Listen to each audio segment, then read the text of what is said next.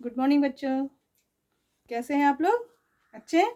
बच्चों, अपनी पढ़ाई कंटिन्यू करते रहिए। कुछ भी वर्क आपका पेंडिंग नहीं होना चाहिए, ठीक है? जैसे जैसे आप वीडियो में देखते जा रहे हैं कार्य, वैसे वैसे पूरा करते जाइए, ठीक है? तो आप लोगों का पार्ट 1 कंप्लीट हो गया कि नहीं? अगर नहीं हुआ है तो जल्दी से कंप्लीट कर लीजिए, ठीक है? और लेसन 2 अब हम लोग पढ़ेंगे, जिससे आप हमारे साथ साथ चलें। पता चला पीछे अभी एक ही लेसन में आप हैं और हम आगे पढ़ते जा रहे हैं, पढ़ाते जा रहे हैं, तब आप पीछे रह जाएंगे ना। तो बच्चों, आप भी मेरे साथ साथ पढ़िए, ठीक है? अपनी पुस्तक निकालिए। आज हम लोग क्या पढ़ेंगे? पाठ 2, जुलाहा बाबा, ठीक है? ये देखिए, पेज नंबर 13 पे, 13 नंबर पे ये पार्ट दिया हुआ है, पार्ट 2, जुलाहा बाबा। आज हम लोग इसकी रीडिंग करेंगे। आप भी हमारे साथ साथ रीडिंग करिएगा, ठीक है? अपनी पुस्तक ओपन कर लीजिए और जैसे जैसे हम आपको उंगली रख के पढ़ते हैं ना, वैसे आप भी पढ़िए, ठीक है? तो देखिए, हम पढ़ रहे हैं, आप भी अपनी पुस्तक सामने रख लीजिए और ध्यान से शब्दों को देखिए कि कौन सा शब्द कैसे लिखा हुआ है, ठीक है? ध्यान से देखिए, ऊपर एक चित्र बना हुआ है, ठीक है? उसमें एक बाबा है, वो एक लड़के को कुछ दे रहे हैं, कोई कपड़ा दे रहे हैं। अब देखिए इस कहानी में क्या है। एक जुलाहा बाबा थे। उनका स्वभाव सरल और शांत था। लोगों ने कभी उन्हें क्रोध करते नहीं देखा था। सब लोग उनका आदर करते थे। जुलाहा बाबा दिन भर कपड़े बुनते थे और मन ही मन प्रभु का जाप करते रहते थे।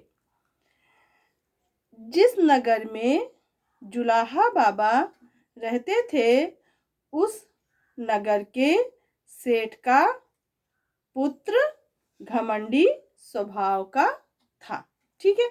एक बार आप इस पाठ से संबंधित यहाँ पे हमने कुछ शब्दार्थ लिखे ना, तो इन्हें हम एक बार पढ़ लेते हैं, जिससे कि अगर इसमें जो शब्द आएगा तो आपको समझ में आ जाएगा कि इसका मतलब क्या है। तो देखिए, एक शब्द आया था जुलाहा, आया था ना आपके में सबसे पहले ही। तो जुलाहा का मतलब होता है कपड़ा बुनने वाला। क्या होता है? कपड़ा बुनने वाला। फिर लिखा है मूल्य। ये पूरा लेसन में आपको पढ़ने को मिलेंगे ये शब्द, ठीक है? मूल्य मतलब दाम, किसी चीज की कीमत। फिर झुझलाना, झुझलाना मतलब चिढ़ना, झेपना, शर्मिंदा होना, पछतावा, अफसोस, क्षमा, माफी, ठीक है? तो ये शब्द इस लेसन से संबंधित हैं। कुछ कठिन शब्द हैं जिनके अर्थ दिए हुए हैं, ठीक है? तो हम लोग पढ़ रहे थे कि घमंडी स्वभाव का था। ये तो देखिए, यहाँ पे एक जुलाहा बाबा था, यहाँ पे पढ़ा था ना आपने ऊपर लाइन में, उसका अर्थ यहाँ लिखा हुआ है। फिर देखिए, स्वभाव का था, किसी की प्रशंसा सुनकर उसे अच्छा नहीं लगता था। जब सेठ के पुत्र ने लोगों को बाबा की प्रशंसा करते सुना तो उसे अच्छा नहीं लगा। उसने जुलाहा बाबा को तंग करना चाहा। तो देखिए, लिखा हुआ जुलाहा का मतलब है कपड़ा बुनने वाला। यहाँ पे कहानी में है कि एक कपड़ा बुनने वाले बाबा थे, जिनका स्वभाव बहुत ही सरल, शांत, यानी कि अच्छा स्वभाव था। लोगों ने कभी उन्हें क्रोध करते, उन्हें गुस्सा होते नहीं देखा था। वह हमेशा क्या करते थे? सबका आदर सम्मान करते थे, सबको इज्जत देते थे।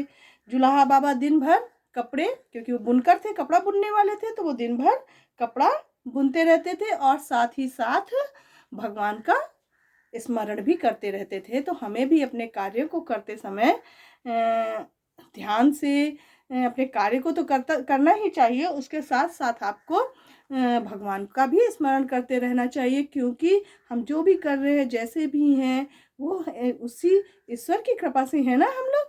तो हमें कभी भी ईश्वर को भूलना नहीं चाहिए। इसीलिए वो अपना कार्य करते रहते थे और मन मन में भगवान को याद करते रहते थे। जिस नगर में जुलाहा बाबा रहते थे, उसी नगर में एक सेठ भी रहता था। उसका एक पुत्र था। वो बहुत ही ज़्यादा घमंडी था, अपने को ही सबसे ज़्यादा अच्छा समझता था, किसी को अपने से ज़्यादा नहीं समझता था। वो जब जब किसी दूसरे के मुंह से जुलाहा बाबा की तारीफ़ सुनता तो उसे बहुत बुरा लगता कि सब इनकी क्यों तारीफ़ कर रहे हैं, इनमें क्या ख़ास बात है, मेरी क्यों तारीफ़ नहीं करते हैं, मेरी तारीफ़ करना चाहिए लोगों को, ऐसा ये सोचता था। किसी की प्रशंसा सुनकर उसे अच्छा नहीं लगता था, उसे किसी की भी तारीफ सुन के अच्छा नहीं लगता था। जब सेठ के पुत्र ने लोगों के मुंह से बाबा की प्रशंसा को करते सुना तो उसे अच्छा नहीं लगा, बिल्कुल अच्छा नहीं लगा।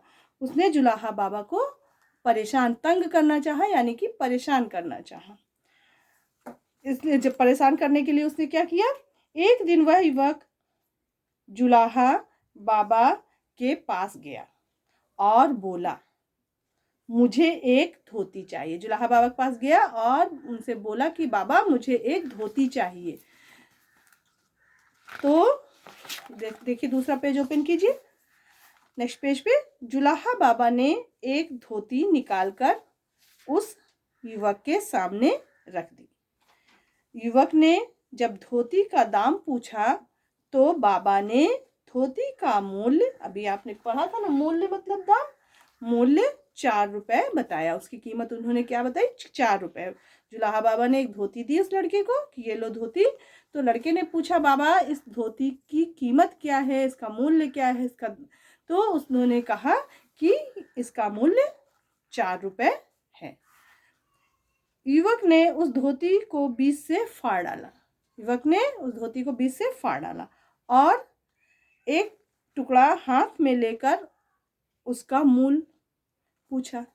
फाड़ दिया और एक टुकड़ा उसका अपने हाथ में ले लिया और पूछा, इसका क्या मूल्य है, इसका क्या दाम है।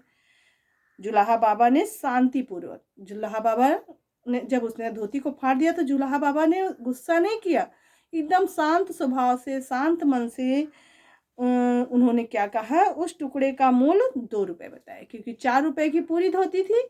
जब उसने बीच से फाड़ दी, 2 टुकड़े कर दिए, तो एक टुकड़े का मूल्य उन्होंने 2 रुपया बता दिया कि अगर आपको आधी चाहिए तो इसका 2 रुपया है। युवक ने फिर उस टुकड़े को बीच से फाड़ डाला, क्योंकि वो तो तंग करने के लिए आया था, परेशान करने के लिए आया था ना बाबा को। तो वो इसीलिए कुछ ऐसे काम कर रहा था जिससे कि बाबा को बुरा लगे और बाबा क्रोध करे। जब गुस्सा करेंगे तो लोग उनके इस रूप को देखेंगे, लोग उनकी बुराई करेंगे कि अरे हम तो इनको समझते थे कि ये बहुत शांत स्वभाव के हैं, ये भी गुस्सा करते हैं क्या। तो वो यही चाह रहा था, इसलिए उसने बीच से फिर से फाड़ दिया। पूछा, अब इसकी क्या कीमत है। फिर उसने पूछा कि बाबा अब इसकी क्या कीमत है। तो जुलाहा बाबा फिर भी शांत बने रहे और बोले 1 रुपया। फिर भी वो एकदम शांत अपने मन को करके उन्होंने उत्तर दिया कि बेटा इसका मूल्य अब 1 रुपया है।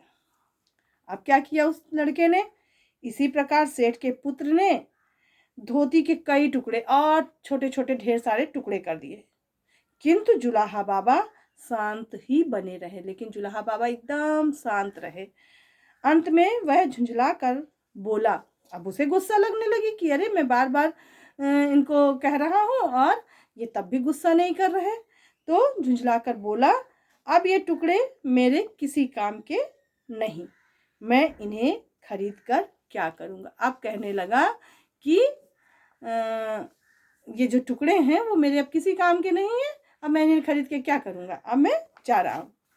जुलाहा बाबा ने उसी प्रकार शांत स्वर में कहा, हाँ बेटा ये टुकड़े तो अब किसी काम के नहीं हैं। अब बाबा समझ गए थे, छोटे छोटे टुकड़े कर दिए, कपड़ा अब किसी काम का नहीं बचा। तो उन्होंने भी शांत मन से, शांत भाव से कह दिया कि हाँ बेटा, अब तो ये किसी के काम के नहीं है। युवक बाबा का शांत स्वभाव देखकर झेप गया। उसने अपने जीवन में ऐसा व्यक्ति नहीं देखा था। वह बाबा को 4 रुपए देने लगा, किंतु जुलाहा बाबा ने मना करते हुए कहा, बेटा अब जब तुमने धोती खरीदी ही नहीं तो मैं उसका मूल्य कैसे ले सकता हूँ। बाबा ने कहा, तुमने धोती तो खरीदी नहीं तो मैं ये मूल्य आपसे नहीं ले सकता हूँ। सेठ के पुत्र को अपने किए पर बहुत पछतावा हुआ, यानी कि अफसोस हुआ। उसने जुलाहा बाबा से क्षमा मांगी, माफ़ी मांगी कि मुझे माफ़ कर दीजिए, मुझसे गलती हो गई। युवक का घमंड समाप्त हो गया। इस प्रकार जो है वो लड़का जो था उसका घमंड समाप्त हो गया। क्या आप जानते हैं वह जुलाहा बाबा कौन थे? कौन थे वे थे संत तिरुवल्लुवर, जिन्हें आज भी तमिलनाडु के लोग पूजते हैं। ठीक है, ये एक संत थे, आज भी ये तमिलनाडु में एक संत थे और आज भी लोग इनकी पूजा करते हैं वहाँ पे। तो वो इतने महान थे कि पहले तो उनका स्वभाव और सब कुछ जान के लोग जो थे उनकी तारीफ किया करती, लेकिन उनके ना रहने पे भी लोग उनकी पूजा करते हैं आज भी। ठीक है, तो बच्चों नीचे देखिए एक लाइन लिखी हुई है, अच्छे व्यवहार से हम दूसरों का मन जीत सकते हैं। इसमें इस कहानी का सार, यानी कि इससे हमें ये शिक्षा मिलती है कि हमें हमेशा सबके साथ अच्छा व्यवहार करना चाहिए, जिससे कि हम दूसरे के मन को मोह ले या उसके मन में बस जाए या वो मुझे अच्छा समझे और वो हमें प्रेम करें। ना कि हमें ऐसा व्यवहार करना चाहिए कि वो हमसे नाराज़ हो और हम पे गुस्सा करें। तो ठीक है बच्चों, इस पाठ को एक बार और अपने मन से आप पढ़िए और इसमें जो शब्दार्थ दिए हुए हैं, देखिए आपकी पुस्तक में भी दिए हुए हैं यहाँ पे। आप इसको अपनी कॉपी पे लिखना है आपको। ठीक है, तो पहले आप एक बार रीडिंग कीजिए अच्छे से और फिर अपने कॉपी पे पार्ट 2 जुलाहा बाबा डाल के शब्दों से दोस्ती या शब्दार्थ लिख के इन शब्दार्थों को लिखना है। ठीक है बच्चों, तो आज के लिए इतना ही। नेक्स्ट डे हम लोग इसके आगे का पढ़ेंगे। तब तक के लिए थैंक यू बच्चों।